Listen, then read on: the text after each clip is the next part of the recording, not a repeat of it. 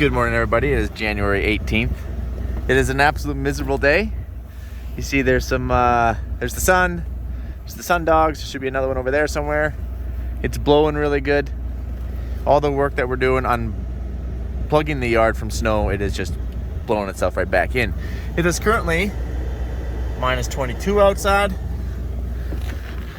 with a wind chill of minus 32. But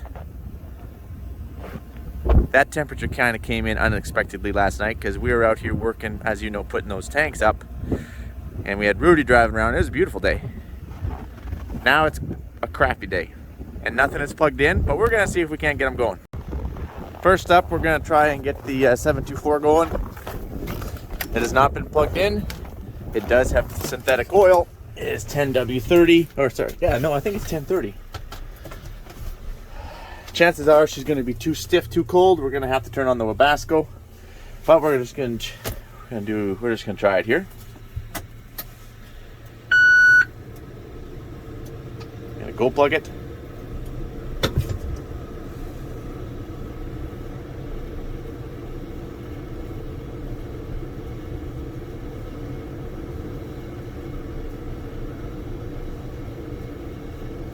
Batteries are up.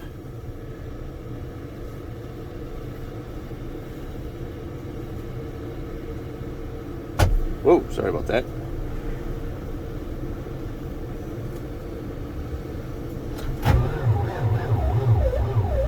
We ain't going anywhere. We are dead in the water.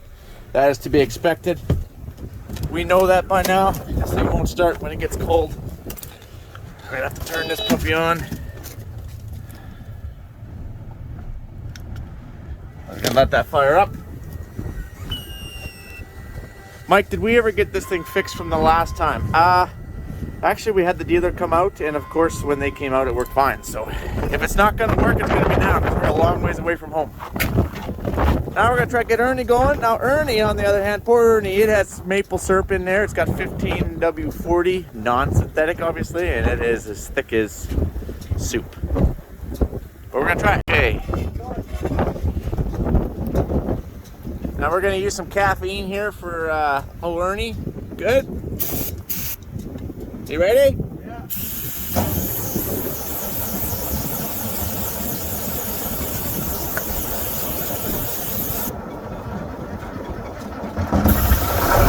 Look at that. I just gotta keep giving old Ernie a little bit of ether here just to get it running clean.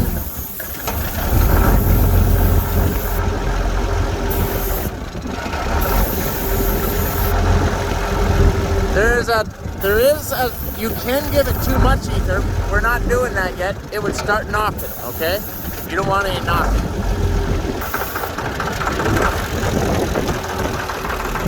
There we go. Beauty. Oh, don't get any ideas, Ernie.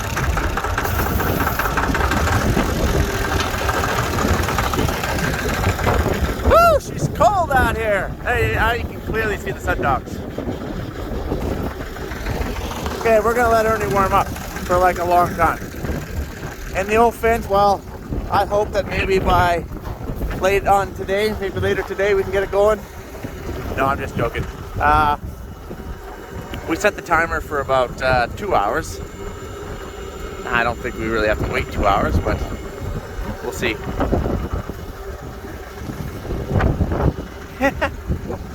Lee, Ernie never fails. He never fails. He never fails.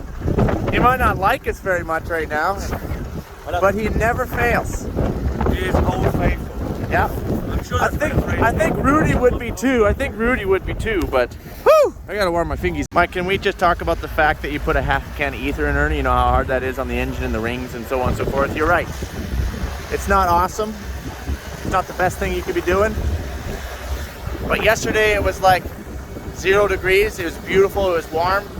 And my fault. I just didn't check the temperature. I didn't realize it was going to plummet down to Arctic temperatures of minus 22 with a wind chill minus 32 in 8 hours. So because of that, we had to do what we had to do in order to get it going, because we're blowing back in and we got work that we got to get done up here. So, and obviously the 724 does not like those temperatures, as you already know, and it will not start. Ernie, at least, will always start. Well, Mike, clearly you could have got the 724 going the same time you got the Massey going over Ernie there if you would have just put the timer on the Webasto. That way, as soon as you come out, she was ready to rock and roll, and you fire that puppy up, and that's true. Very true. But I actually didn't think it was going to get this cold. It was a beautiful day yesterday, only like minus, is it -5 yesterday, 2? Yeah, it was barely even minus yesterday. It was just a beautiful, warm day. But as you can tell, we're blowing in, and looks like Ernie's got our backs, right, Lee? Yeah. Ernie's got the back. So once we get the 724 going, we'll be off to the races on that one too. But that one time when you started it and you thought that you were recording and you weren't recording. Gosh, that's so frustrating. Anyways, it started how you guys would figure it would start, off the starter. But we managed to get it going, and then it quit right away because it kicked the hydraulics in, and then it killed the engine. So I just fired it back up, revved it up a little bit higher, and now I think we're off to the races here. What a beautiful day. Beautiful day. We're gonna let this thing warm up for a little bit, and then we're gonna keep trying to move some snow. Other note, I just got my valves put on the tanks out there. That was a fun time. I kind of blocked the truck to try, parked the truck over there to try to block a little bit of wind. Didn't really help very much, but. All right, so we got our generator going, and we're about to fire up our furnace here, our heater, because we're gonna do some shop work. We gotta assemble the toolbox, kind of stock it, do some bolt inventory, miscellaneous stuff like that.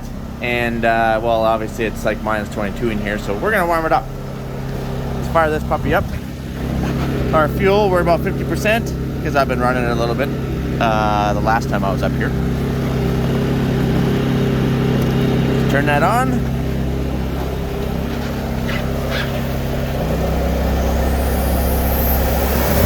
Woo!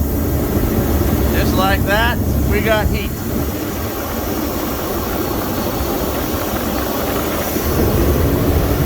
Let's see what we got here.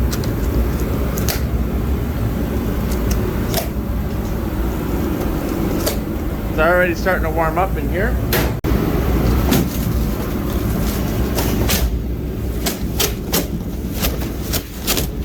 Okay, I guess I'm gonna have to take this serious. You know, I don't know if we need any directions or not. I highly doubt that.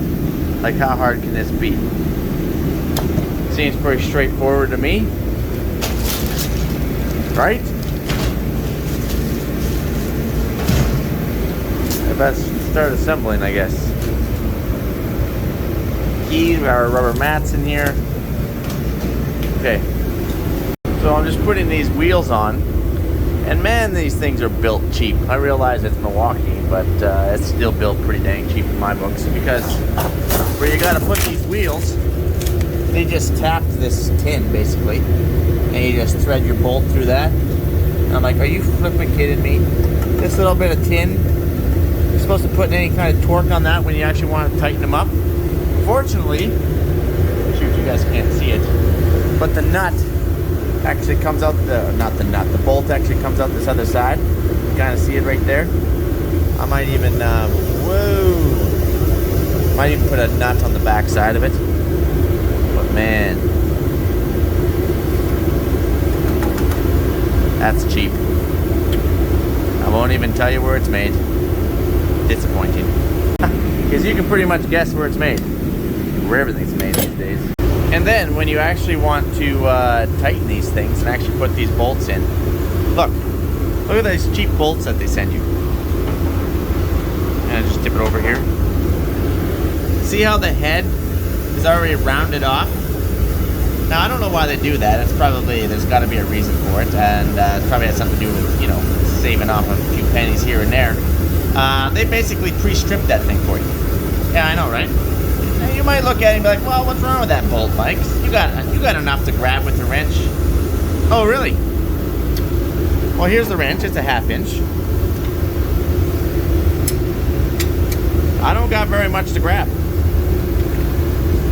Look at this. Well, Mike, maybe it's metric. Even if it is metric, it doesn't really matter. You don't got very much to grab. Oh, hold on here. There you go. See? Half-inch works fine. Yeah. That's really cheap. I actually expected a lot better out of Milwaukee, to be honest with you. But then I was looking at this, I didn't even notice this. This is the reinforced frame. Reinforced. Holy crap, can you imagine what the pre-gen toolbox was like? I want to talk about the wrench. Like, this is my wrench. Oh yeah, no, that's my wrench. And that's still a cheap wrench. It's like, you know, $5 or something. This is what they send you. Where is it? Where does this thing go? Found it. Right here. This is what they send you. Look at this thing. What the crap is this? I guess if you want to, you know, hold on here, use their little hunk of junk that they sent you. Are you serious? I guess this is a way that to know that, you know, you can't strip it out because this is what they give you. You know, you spend $1,700 or $2,000 on already a mediocrely designed toolbox, and this is the thank you that you get. You know, they could at least throw a half decent $5 wrench in for the purchase of a toolbox. Thank you very much, Mr. Customer. But this hunk of junk, are you flipping kidding me? That's garbage. That's very disappointing. I really expected a lot more out of Milwaukee. You know, they're probably building these toolboxes for like $100 overseas. Seriously, mass producing these suckers, $100 for a toolbox. You'd think, and then they're bringing them back over and selling them for like $1,500 or $2,000 or whatever it might be. You know, they jack them up and then throw them on sale, drop $300 or something. So that way you'd think that you're getting a deal. And I know how it works, but you would think for that kind of money that you're spending, you would get half decent quality craftsmanship. It's disappointing.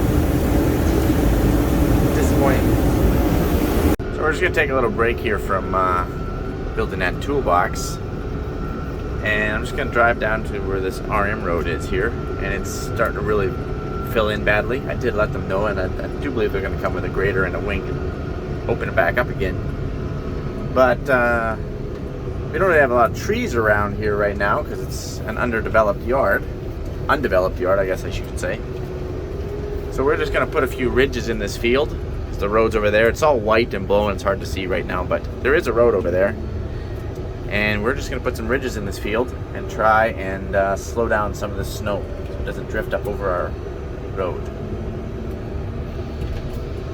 Now you don't want to go too fast doing this with a loader, because if you were to hit a rock or something, it could bring you to an almighty stop really quickly. See the dirt right down there? We're kind of scratching the field. This is field, by the way.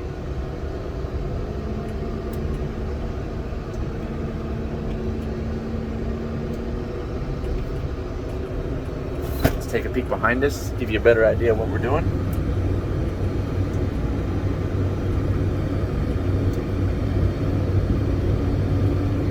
Almost need a snow fence, but since we don't have a snow fence, we're going to make some ridges. We're going to make a few passes out in this field and try to slow it down so it doesn't go over that road and it's sticking. So that's the plan. We are rocking our auto steer even though we're not mapping.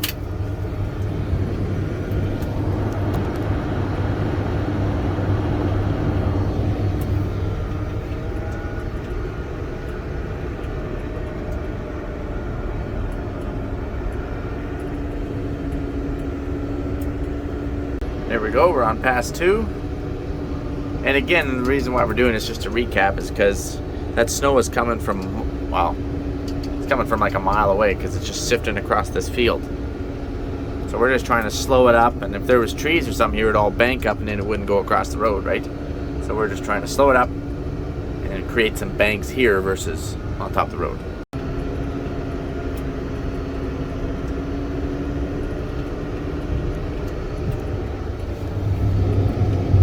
On the third pass.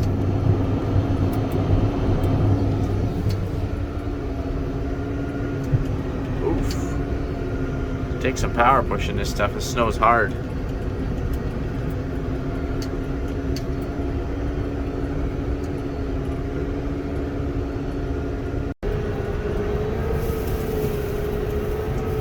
Boy, it's windy out here.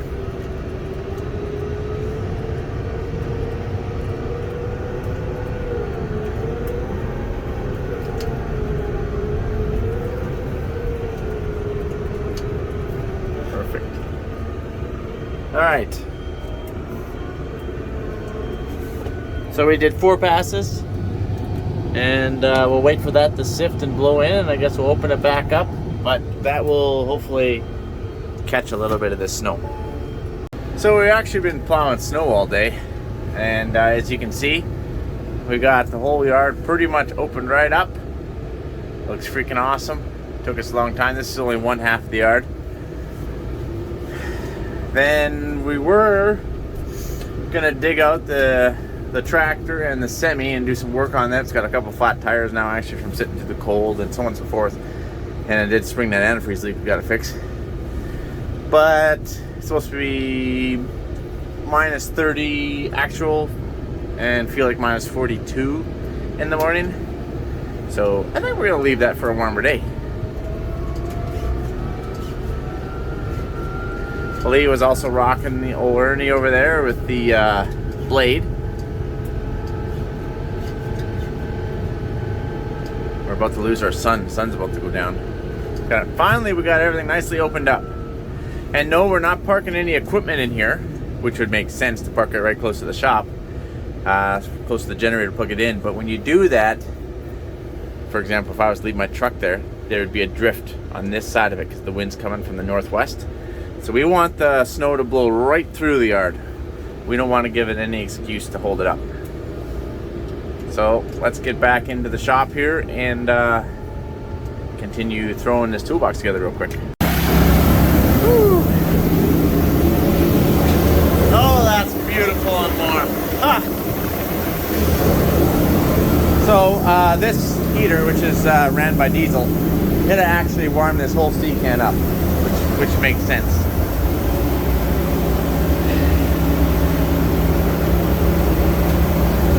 All right, let's get cracking. All right, we got the toolbox all together here. We just got to put out all these different rubber mats. It's got the rubber mat on the top, and then these ones all go in the. Whoa! Don't drop them on the floor here, Mike. These ones actually all go in the drawers. So I do believe it is soft closed doors or drawers. There is one workbench thing here somewhere. Right here. For a laptop, I guess. I don't know. It does have the power bar, but that only works if you have, see, I just kind of taped up all the wires. Power bar down here as well in this one. This one is up top here. But we don't have power in here, other than if we run it by a generator. So that will have to wait until one day we get a shop. Right now we're working on a C-can, and that will have to do. So I'm just gonna stick all these mats in here, and then I'm gonna start bringing the tools in and start stocking it. You know, everyone knows that Mike always has leftover parts when he puts something together. That's just how I roll. I'm not exactly sure what these are for. I don't know if we really need them. Oh yeah, this is for the power cable at the back to wrap it up. And I guess all this hardware would be for these. These are just the mats. We got keys coming out of our yin-yang here. Well, we don't need them. And now the fun part is when you get to stack, or stock, I should say, stock your toolbox.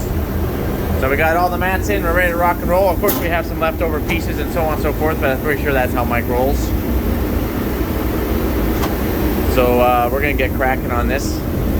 We didn't really have much for tools up here, so I needed to go out and buy some. And of course, you know, anytime Mike's gonna go buy something, he's looking for a really good deal. So, you know, he's not gonna buy anything unless he gets, you know, like a 50 to 75% off sale, which is why he shopped Black Friday, Boxing Day, and so on and so forth.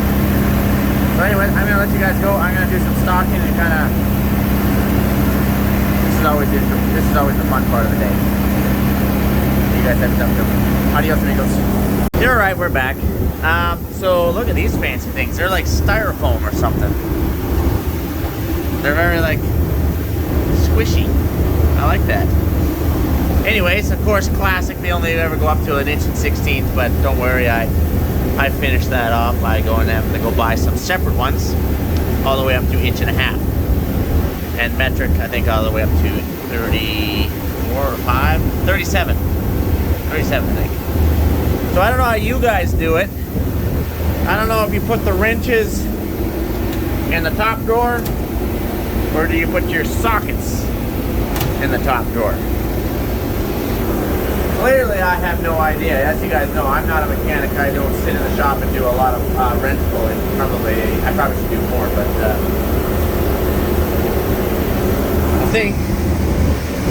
I think, see, it says right there, box 1, box 2, it's all stacked.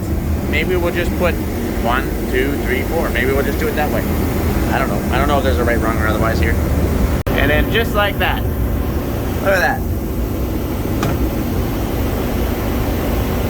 The only reason why I bought these ones, the black chrome, is just because they were 68% off, I do believe. And I'm like, wow, dang, 68% off. So, yeah. Okay. All right, number 2 clearly doesn't go here. You see the issue? So there goes the whole in order thing. Okay, number 3. All right, Milwaukee. Either that or Stanley made these things too dang thick. Are you kidding me? Oh my goodness. Number 4. Okay, I'm seeing a trend. I'm definitely seeing a trend. Okay. Large one, small one, large one. So what, these 2 center ones are practically useless to me then, or what? Alright, apparently the toolbox is not wide enough to get too wide in the long drawers. Something wasn't properly thought out here. I know what you're thinking. You're like, Mike, why don't you just take them out or something? Well, because I like this. I like just to be able to yank one of these puppies out of here and you're good to go. I'm not the kind of guy who will take them out and just lay them in there. Because if you're just going to take them out and lay them in there, they're just going to fly all over the place. That isn't going anywhere. It's just really throwing off my mojo. But anyway, I guess that's my problem. I got to get figured out. You guys have yourself a good one, and I'll catch you up with that. Adios. Nah, just kidding.